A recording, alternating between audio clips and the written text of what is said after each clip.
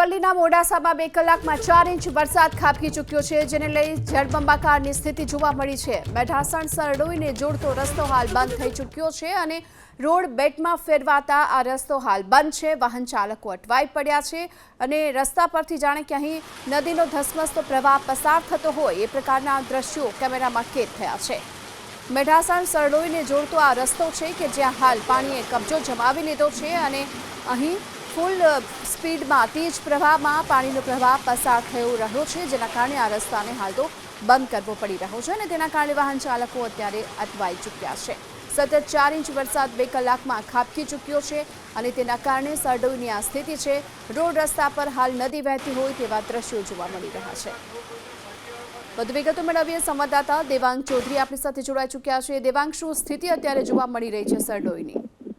ચોક્કસથી વાત કરવામાં આવે તો સવારથી અત્યાર સુધીમાં અરવલ્લી જિલ્લામાં ખાસ કરીને મોડાસા તાલુકામાં ગ્રામ્ય પંથકમાં 4 ઇંચ જેટલો વરસાદ ખાબક્યો છે। જે વરસાદ વધુ પડવાના કારણે અનેક જગ્યાએ પાણી ભરાવાની પણ ઘટના સામે આવી હતી। ખાસ કરીને મોડાસાના સરડોઈ ગામમાં ધોધમાર વરસાદ વરસ્યો હતો, જ્યાં ડુંગર નજીક આ ગામ આવેલું છે, ત્યારે ડુંગરનું પાણી ગામની અંદર આવી જતા જે માર્ગો છે તે પાણીમાં ગરકાવ થયા હતા। ગામમાં નદી જેવો માહોલ સર્જાયો હતો। બીજી તરફ મોડાસા તાલુકામાં મોતીપુરા ગામ ખાતે પણ ધોધમાર વરસાદ વરસ્યો હતો, ત્યારે વરસાદ પડતા જે ખેતરો છે તે જળબંબાકાર સ્થિતિ સર્જાઈ હતી, પણ હાલ અરવલ્લી જિલ્લામાં વરસાદે વિરામ લીધી છે।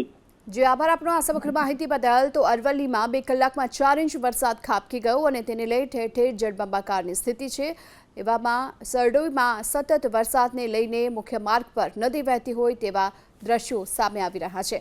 જો કે તેની સાથોસાથ મોડાસાના મોતીપુરામાં પણ કંઈક આ જ પ્રકારની સ્થિતિ જોવા મળી। મુશળધાર વરસાદ અહીં ખાબક્યો અને 1 કલાકમાં 4 ઇંચ વરસાદ પડી ચૂક્યો છે। આ 4 ઇંચ વરસાદને લઈ મોતીપુરામાં ખેતરો બેટમાં ફેરવાઈ ચૂક્યા છે। મોતીપુરાના દ્રશ્યો છે કે જ્યાં સતત 1 કલાકમાં 4 ઇંચ વરસાદ ખાબકી ચૂક્યો છે અને તેના કારણે ખેતરોમાં પાણી ભરાઈ ચૂક્યા છે।